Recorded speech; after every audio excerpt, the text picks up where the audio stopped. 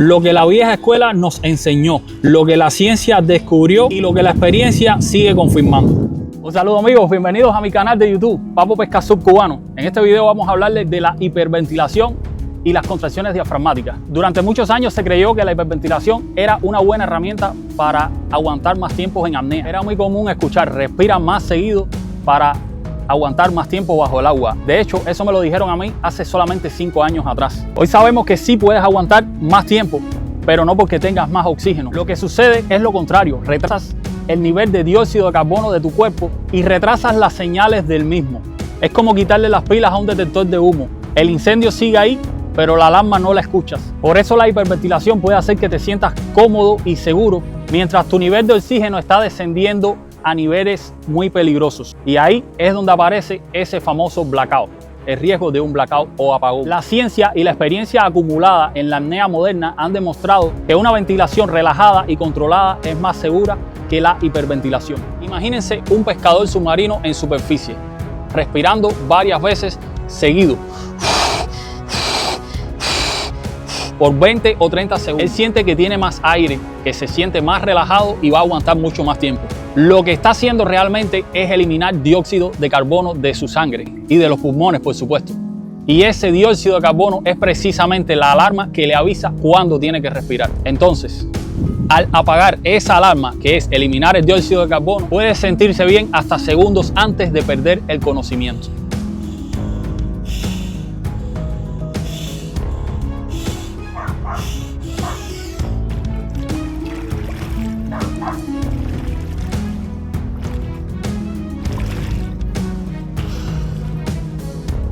¿Ves? Me siento más ligero, me siento mejor, incluso puedo sentir hormigueos en los dedos, pero esa sensación es engañosa. No significa que estoy más seguro, significa que estoy eliminando más CO2. Una conclusión que ya te estoy dando hasta el momento.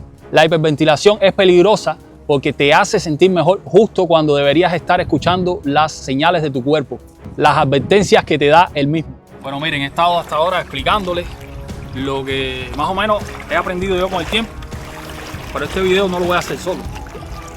Traje a una visita, una persona que me va a ayudar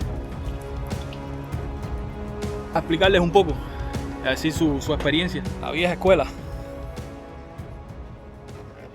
Arnaldo Gafa. Aquí estamos, la vieja escuela. Bueno, ahora oficialmente estamos presentando a Arnaldo Gafa. Está vestido así, no para la entrevista, sino que salió del trabajo y vino para acá, así que no vayan a pensar, yo así de buceo y él de traje, lo que le falta es la corbata nada más, pero estaba trabajando y aquí es así, el tiempo es limitado. Advertencia, esta entrevista se está realizando en la ciudad de Hialeah, la ciudad que progresa. Su concentración será probada al límite, ya que de fondo escuchará a personas hablando reggaetón y perritos ladrando.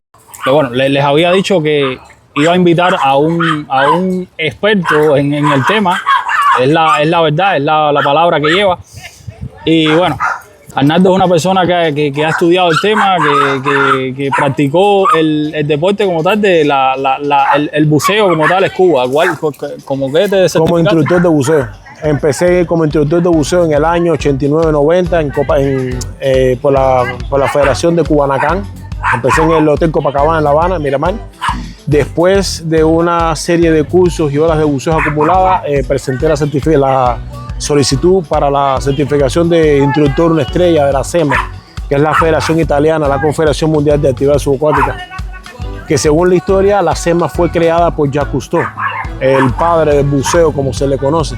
Bien. Fue el creador del equipo Scuba, que no es nada más y nada menos que el tanque de aire comprimido que se respira y el regulador. Bien, Arnaldo, tú fuiste buzo asegurador Fui buzo asegurador un tiempo de Pipín acá en Miami. Fue para mi ámbito de buceo fue una experiencia muy agradable. En el ámbito del buceo para mí eso fue como un nivel más alto, fue como llegar al pinnacle, como se dice en inglés, en el ámbito del buceo profesional. Aclarar un pequeño detalle que, bueno, eso hay que decirlo.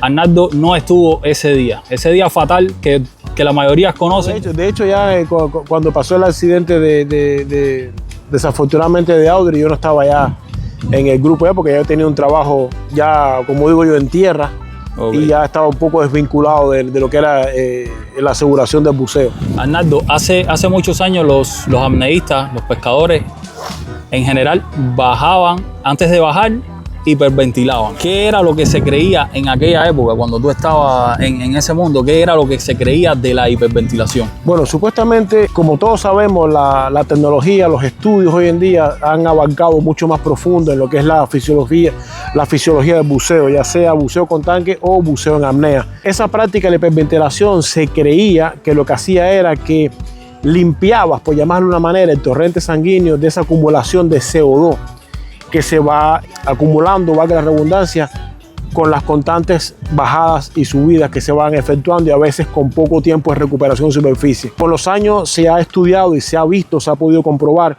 de que en realidad lo que hace es bajarte un poco el nivel de CO2 en sangre, lo cual te ralentiza la señal, la alarma natural que tenemos en el cuerpo de decirte tienes que volver a inspirar, tienes que regresar a la superficie a buscar por aire. Entonces, cuando se ralentiza esa alarma, por llamarlo de una manera, tiende a darte la falsa expectativa de que estás bien, de que todavía te queda aire limpio en el sistema, por llamarlo, y simplemente cuando vienes a sentir esa famosa contracción diafragmática, ya estás prácticamente en los límites. Apneístas que cuando van de regreso ya con esa alarma encendida de la contracción diafragmática, a veces cuando van llegando a los 10, 15 metros, desafortunadamente a veces pueden sufrir el famoso desmayo por un blackout, que si estás solo, 90% de las veces va a ser fatal. Si estás con un compañero que está al tanto de tu llegada o tu subida y ve que tú literalmente te desconectas, él va a poder llegar y rescatarte y, bueno, y sacarte, y cuando llega la inspiración esa natural de volver a coger aire,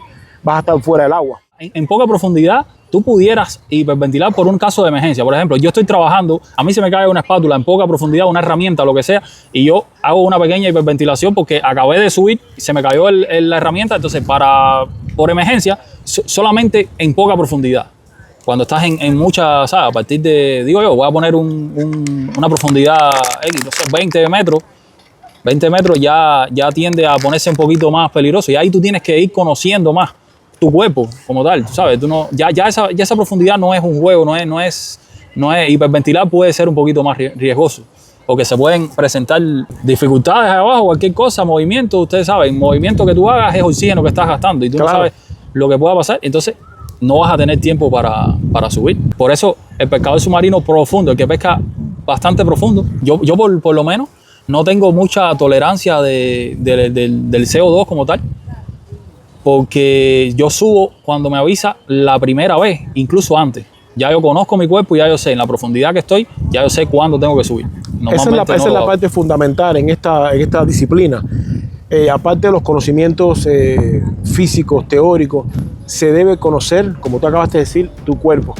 Hay muchas personas que se aventuran en esta disciplina sin apenas tener un conocimiento básico, un conocimiento que venga de una fuente fidedigna, porque hoy en día en el internet hay tanta información que a veces no sabemos ni de dónde viene. Hoy en día cualquiera se mete y escribe cualquier cosa y piensas que estás siguiendo lo correcto y a veces no es lo más recomendado. Yo siempre recomiendo que cuando alguien va a empezar en este giro de la apnea o la pesca submarina, siempre es recomendable que vayas a hacerte un chequeo general con un médico y sobre todo que vayas a ver un cardiólogo antes de tú empezar en eso, porque cuando empiezas en la apnea, a medida que tú vas bajando, tu bradicardia suele sufrir ciertos tipos de cambios, porque tu corazón está trabajando ya con una restricción de aire, estás trabajando bajo presión, esa presión que tú sientes al bajar, igual que te sientes en el tórax, eso también se refleja sobre el corazón. Lo único que nos cubre el corazón, esto, como se dice, todo el herraje de que uno tiene acá de las costillas. Sí, entonces, definitivamente el primer indisciplinado soy yo. Escuchar a la vieja escuela, ¿sabes? Normalmente las personas que tienen más experiencia y a mí me encanta compartir, ¿sabes? Tengo la oportunidad de tenerlo cerca, de compartir con él. Hemos hablado varias veces, pero tanto con él como otros pescadores veteranos que he conocido, y para mí eso es lo mejor. Aprender de personas así que la verdad son los que de verdad saben, los que estudiaron más el tema. Yo tuve la suerte en Cuba de pescar submarino, como todos empezamos por ahí, antes de meterme en el ámbito ya del buceo profesional con escuba o con tanque. Y hasta el sol de hoy, gracias a Dios, nunca tuve un percance, nunca tuve un accidente, nunca estuve ni cerca de un blackout.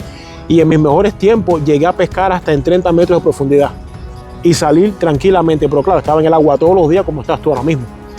Tenía menos edad, hoy en día tengo 52 años ya el cuerpo, aunque se mantenga bien, pero todo va cambiando. Pero sí, definitivamente lo que él decía es totalmente cierto, tienes que conocer el cuerpo y también tener mucho conocimiento de la fisiología del buceo en su total extensión. 7 sustos que he pasado, no blackout completamente, gracias a que arriba había alguien esperando, ¿sabes? Y eso es sumamente importante. Arnaldo, ¿en algún momento crees que presenciaste tú en algún momento un accidente que creas que fue por hiperventilación? Recuerdo haber visto uno en Cojimas. De hecho, estábamos pescando en la Poza Oscura, que eso era bien profundo ahí. La suerte es que estábamos todos juntos, teníamos esa educación de la vieja guardia, de que el que bajaba, el cordelero, como se le decía en aquella época, estaba pendiente tuyo desde que tú bajabas, desde que hacías el disparo y regresabas.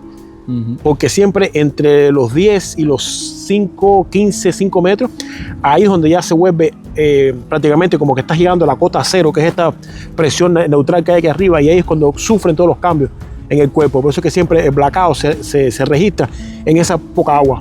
Ahora, si el cordelero te está mirando, automáticamente va a ver que tu cuerpo, tu cerebro recibe la señal o viene con la señal de patear.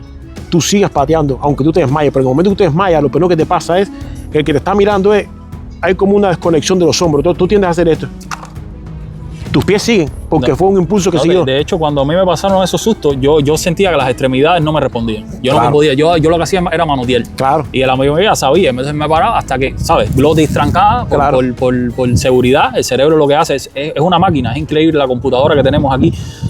Tranca glotis y yo no puedo respirar. Claro. Hasta que, gracias a mi amigo, puedo coger esa Por eso es que el que conoce el giro cuando estás en un momento como este, así de un accidente, la primera reacción es, cuando te reciben arriba, es tratar de mantenerte acostado, tratar de meterte la mano acá y despegarte el cuello lo más posible del traje y echarte para atrás la cabeza para que todo este tracto respiratorio acá quede completamente abierto. Claro. Hay mucha gente que por falta de conocimiento o por miedo, susto en el momento, tienden a tratar de darte un boca a boca así. El aire no va para ningún lugar, se va a quedar aquí en la boca trancado, no va para ningún lugar. Entonces sí, por supuesto que tienes que haber presenciado varios accidentes de eso, porque al final, antes se veía más eso, se decía más que ventilar era bueno, hasta a mí me lo dijeron, como yo les decía. Hasta en el equipo de natación. Hasta en el equipo de natación decían a veces, antes de empezar a nadar lo que sea, se aguantaban de los muros de las piscinas. A mí me decían eso. Cuando yo era adolescente y echábamos competencia en el deporte, cuando estaba en kayak, en la escuela, y me decían, vamos a hacer una competencia, espérate, déjame calentar. Y empezaban a hacer así, sacar la cabeza fuera del agua y bajarla. Aguantado de un murito. Eso es hiperventilar, sí. ¿Sabes? Hiperventilar. En otra manera, diferente. Al inicio yo les explicaba que, para ponerles un ejemplo y que lo graben bien, es que la hiperventilación viene siendo como una alarma de incendio, una alarma de humo que capta el humo primero, pero háganse la idea de que no suena. Ella lo capta y no suena, no te avisa que hay fuego. Entonces, si no tienes un aviso, es decir, el CO2, al final, las conclusiones es que el CO2 es el que te ayuda. Con CO2 no podemos vivir, no podemos respirar, pero a la misma vez el CO2 te ayuda, te avisa a que ¿sabes? Que le dice al cuerpo que tienes que respirar. Cuando hay un nivel de CO2 mucho mayor que oxígeno, el cuerpo te va a enviar las señales, y una de las primeras señales es la contracción diafragmática. Contracciones diafragmáticas, y era otro tema que yo quería sacar, otra alarma del cuerpo. El cuerpo es una computadora, mi hermano. Sí, el cuerpo es la máquina mejor creada, sin ningún tipo de glitch, como se dice en inglés, sin ningún tipo de problema. Muchos no toleran, ¿sabes? No llegan incluso a sentir las contracciones porque sienten ganas de respirar y ya, respiran. Pero creemos que las contracciones diafragmáticas, que cuando empiezan no podemos seguir aguantando la respiración, y no es así. Y a ver, yo cuando tenía unos 14 años ya aguantaba 3 minutos, por ejemplo, y yo aguantaba las contracciones minuto y pico. Hoy por hoy el tiempo antes de las contracciones aumentó mucho más, he mejorado muchísimo más antes de las contracciones, ese tiempo. Y tolero poco el CO2 como tal, porque he aprendido, ¿sabes? Pescar submarino, estoy pescando bastante profundo y no espero a que lleguen las contracciones. Entonces, como no entreno las contracciones, como no entreno eso, ya yo subo antes de que me den las contracciones. Pero puedes llegar mucho más con tablas de CO2, ¿no? Claro, es más...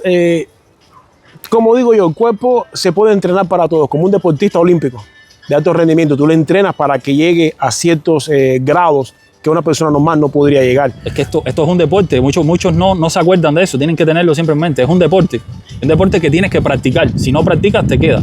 Y sobre todo es un deporte que lleva mucha disciplina, mucha disciplina. La contracción diafragmática, todos los cuerpos son diferentes. Yo siempre recomiendo que la contracción diafragmática no trates de repetirla muchas veces. Muchas personas dicen, no, yo me siento bien, pero cuando estás allá abajo y tú sientes ese primer momento que haces, que te empieza a hacer así, que tú lo sientes, y tú sigues aguantando un poco más, ya en ese momento que tú ya sientes ya que estás pasándote el límite, cuando te mandas a subir, ahí es cuando vienen los problemas entre los famosos 15 y 5 metros, donde ya la presión vuelve a empezar a llegar a la normalidad de lo que se le llama la cota cero, que es aquí arriba en la superficie. En ese cambio de presión que ocurre tan violento, la razón por que ocurre el blackout es porque todo tu cuerpo, todos tus órganos terminan haciendo esto. Es como una esponja, hacen esto. Se chupan todo lo poquito que quedó de reserva y ahí es cuando viene el blackout, porque al chupar de golpe esa poca reserva que te queda, el cuerpo se desconecta. Lo primero que pasa es que como no hay suficiente oxígeno o aire limpio en el torrente sanguíneo, el cerebro reconoce que hay lo que le llaman una hipercamia. Reconocen que hay una falta de oxígeno en el cerebro, al cerebro no llega suficiente oxígeno en sangre y como una manera de protección, como bien dijiste hace un rato, el sistema te apaga para crear daños peores. En ese momento que el sistema te apaga, viene el blackout, te desmayas, pierdes el conocimiento total. Ellos tienen preparados tijeras para picarte el traje. Claro, completo. No importa que el traje costó lo que costó. Eso es rajado completo, abierto. Pierna y todo te lo abren completo. Como digo yo, es mejor que te rajen el traje y no que te rajen a ti en una autopsia cuando estés muerto ya. Así mismo es. Básicamente el blackout es un apagón. Es la traducción al español. Un apagón. Es el apagón. Las personas piensan personas que no saben del tema, piensan que incluso hasta es un calambre, una cosa así. Es un apagón, un desmayo del que hace el cerebro, que lo produce el cerebro, apaga porque se asustó. El cerebro se asusta y apaga el cuerpo. Y bueno, básicamente cuando pasa el susto, él vuelve por eso, el blackout te puede dar aquí en tierra. Te puede dar en tierra y tú te vas a despertar solo. Tú te vas a despertar solo incluso sin nadie que te ayude. El problema está cuando estás ahí. Por eso no es bueno hacer ningún entrenamiento que hemos mencionado de tabla de CO2 que se hacen para tolerar el CO2, el nivel de CO2.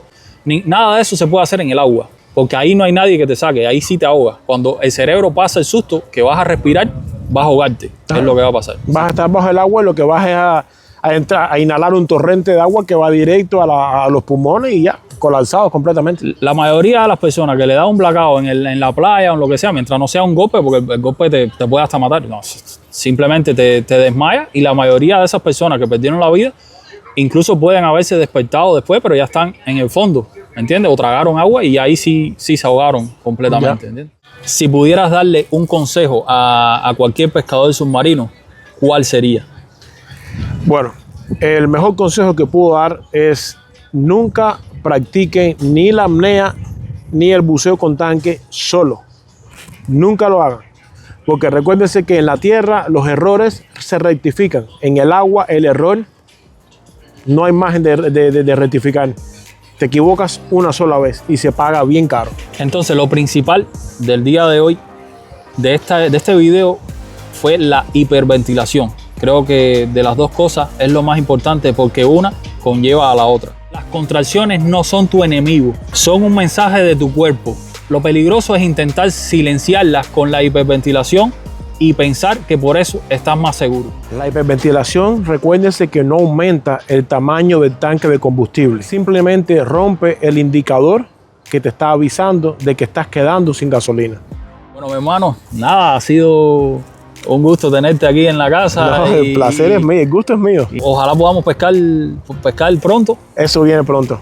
Que estamos tratando de buscar el tiempo. Muchos que viven acá saben lo que representa eso aquí, el tiempo. Buscar el tiempo para poder pescar. Estamos en eso hace rato. Espero que les haya gustado. Comparte el video. Nunca te pido que compartas un video. La mayoría de las veces no lo hago. Suscríbete si te gusta el contenido. Suscríbete a mi canal. Es la forma de apoyarme a mí. Y es completamente gratis. No cuesta nada. Esta vez te voy a pedir que compartas. Porque este tema es bastante importante. Porque se han perdido muchísimas vidas por no saberlo, por no tener este conocimiento. Un fuerte abrazo a todos.